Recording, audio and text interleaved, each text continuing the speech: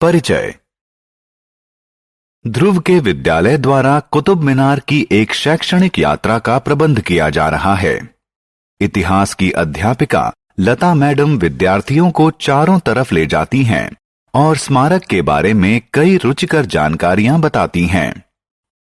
दूसरे विद्यालय के कुछ लड़कों की हंसी से उनका ध्यान बंटता है।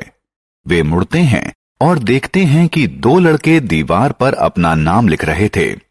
लता मैडम ने उन्हें बताया कि ऐसी स्मारकें सार्वजनिक संपत्ति होती हैं। भारत के नागरिक होने के नाते इनकी रक्षा करना हमारा कर्तव्य है।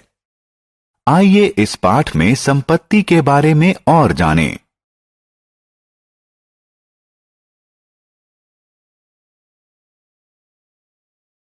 आओ सीखें। संपत्ति को परिभाषित करना, सार्वजनिक और निजी संपत्ति में भेद करना, संपत्ति के संरक्षण का महत्व बताना। संपत्ति किसी व्यक्ति या व्यक्तियों के समूह या सरकार के स्वामित्व वाली सभी चीजों को संपत्ति कहते हैं। घर, वाहन, खेत, ऐतिहासिक स्मारक, रेल और डाकघर इत्यादि संपत्तियां हैं।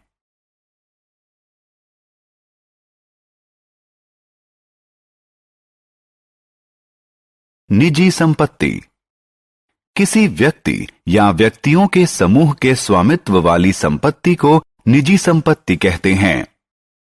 उदाहरण स्वरूप फर्नीचर, कार, घर, जमीन या आभूषण सभी निजी संपत्तियां हैं क्योंकि उनका स्वामित्व किसी एक व्यक्ति या व्यक्तियों के समूह के पास होता है। निजी संपत्ति के स्वामी अपनी संपत्ति को बदल सकते हैं, बेच या खरीद सकते हैं या जला भी सकते हैं। सार्वजनिक संपत्ति सरकार के स्वामित्व वाली संपत्ति को सार्वजनिक संपत्ति कहते हैं। ऐसे संपत्ति का उद्देश्य आम लोगों का हित होता है। ये लोगों के उपयोग के लिए उपलब्ध रहती हैं। देश के सभी लोगों को इनके प्रयोग का समान अधिकार है। सार्वजनिक पार्क, रेल, डाकघर, सड़क, सरकारी विद्यालय, सरकारी कॉलेज और सरकारी अस्पताल सार्वजनिक संपत्ति हैं। क्योंकि सार्वजनिक संपत्ति की स्वामी सरकार होती है, इसलिए सरकार ही उन्हें बेच या बदल सकती है या नष्ट कर सकती है। निजी संपत्ति का महत्व। संपत्ति का स्वामित्व किसी व्यक्ति के सामाजिक स्तर को सुधारता है। निजी संपत्ति को आपातकाल में धन के बदले बेचा जा सकता है।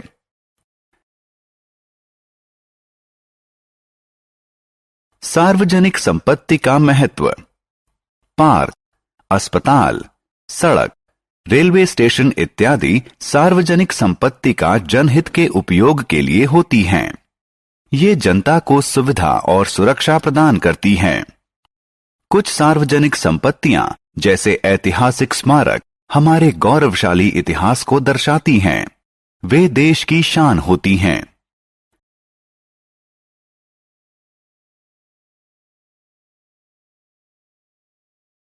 संपत्ति का संरक्षण।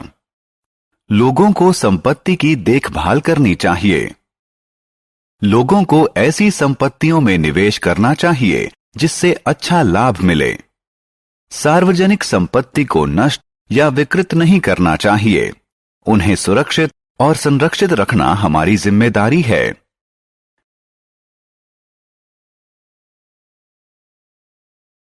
हमने क्या चर्चा की? किसी व्यक्ति या व्यक्तियों के समूह या सरकार के स्वामित्व वाली किसी भी चीज को संपत्ति कहते हैं। निजी संपत्ति का स्वामित्व किसी व्यक्ति या व्यक्तियों के समूह के पास होता है। सार्वजनिक संपत्ति की स्वामी सरकार होती है। सार्वजनिक संपत्ति जनता के उपयोग और हित के लिए होती है। हमें सार्वजनिक संपत्ति की सुरक्षा और संरक्षण अवश्य करना चाहिए।